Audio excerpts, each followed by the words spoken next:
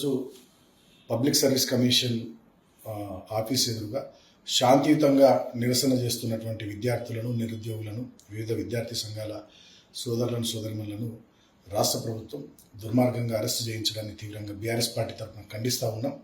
గతంలో ప్రతిపక్షంలో ఉన్నటువంటి కాంగ్రెస్ పార్టీ, ఇదే రేవంత్ రెడ్డి, వీళ్ళందరూ కూడా అధికారంలోకి వచ్చిన వెంటనే గ్రూప్ 1లో పోస్టులు పెంచుతామని, గ్రూప్ 2లో 2000 పోస్టులు పెంచుతామని, గ్రూప్ 3లో 3000 పోస్టులు పెంచుతామని, గ్రూప్ 1లో కూడా 1:100 పిలుస్తామని చెప్పి, అదేవిధంగా డిఎస్సి 25,000 పోస్టులతో మెగా డిఎస్సి ఇస్తామని, 2 లక్షల ఉద్యోగాలను సంవత్సరం లోపలనే భర్తీ చేస్తామని, జాబ్ క్యాలెండర్ రిలీజ్ చేస్తామని, నిరుద్యోగులకు 4,000 రూపాయల నిరుద్యోగ భృతి ఇస్తామని అనేక రకాలైనటువంటి మాటలు చెప్పినారు. కానీ అధికారంలోకి వచ్చినాక మొత్తం ఈ అంశాలన్నింటినీ కూడా పక్కన పడేసి పాలనను గాలికి వదిలేసి దుర్మార్గంగా వ్యవహరిస్తూ ఉన్నారు.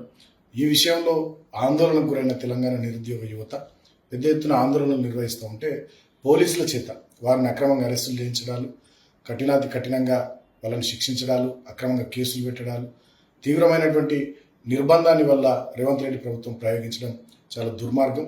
నిన్న రాత్రి నుంచే జిల్లాలో కూడా మా బీఆర్ఎస్ పార్టీ విద్యార్థి విభాగం యూత్ నాయకుల్ని అరెస్ట్ చేసి పోలీస్ స్టేషన్లలో ఉంచడం, ఈరోజు కూడా మా విద్యార్థి విభాగం అదేవిధంగా ఇతర విద్యార్థి సంఘాల నాయకులు, కార్యకర్తల్ని, నిరుద్యోగుల్ని, యువకుల్ని, విద్యార్థులందరినీ కూడా అరెస్ట్ చేసి అటు బొల్లారం పోలీస్ స్టేషన్లో, గోషమాల్ స్టేడియంలో ఇట్లా ఉంచడం ఇది చాలా దుర్మార్గం.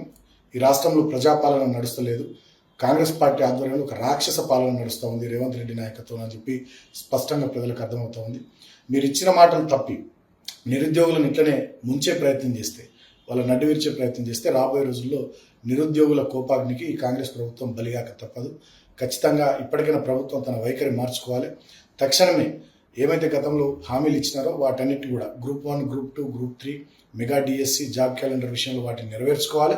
అంతేకాకుండా వాళ్ళు అరెస్ట్ చేసినటువంటి వాళ్ళందరినీ బేషరతుగా విడుదల చేయాలని చెప్పి, తక్షణమే వాళ్ళని రిలీజ్ చేయాలని చెప్పి ఈ కాంగ్రెస్ ప్రభుత్వానికి, ముఖ్యమంత్రి రేవంత్ రెడ్డికి నేను తెలియజేస్తా ఉన్నా. ఖచ్చితంగా బీఆర్ఎస్ పార్టీ నిరుద్యోగుల పక్షాన, విద్యార్థుల పక్షాన, తెలంగాణ సమాజం పక్షాన ఖచ్చితంగా నిలబడతాం, కొట్లాడతాం, మాట్లాడతాం. ఈ నిరుద్యోగుల కోసం సమయం ఇచ్చే ఆలోచన ముఖ్యమంత్రి చేస్తలేడు. కానీ అర్ధరాత్రి దొంగలాగా మా బీఆర్ఎస్ పార్టీ ఎమ్మెల్సీలకు కండువలు చెప్తా ఉన్నాడు. పక్క రాష్ట్ర ముఖ్యమంత్రితో మీటింగ్లకి నాకు సమయం ఉంటుంది, కానీ నిరుద్యోగులకు ఇచ్చిన మాట నిలబెట్టుకోవడానికి, వాళ్ళతో మాట్లాడడానికి, నోటిఫికేషన్లు ఇవ్వడానికి మాత్రం ఈయనకు తీరిక లేదు. ఢిల్లీకి చక్కర్లు కొట్టడానికి, హైకమాండ్కు మూటలు పంపేయడానికి ఈయనకు తీరిక ఉంది. కానీ తెలంగాణ ప్రాంతంలోని విద్యార్థి నిరుద్యోగ సమస్యల పరిష్కారం, నోటిఫికేషన్ల విడుదల, వీటి విషయాలు మాత్రం ముఖ్యమంత్రికి తీరిక లేకపోవడం నిజంగా చాలా బాధాకరం, దురదృష్టకరం. ముఖ్యమంత్రి వైఖరిని తీవ్రంగా ఖండిస్తూ ఉన్నాం. తెలంగాణ సమాజం అంతా గమనిస్తూ ఉంది.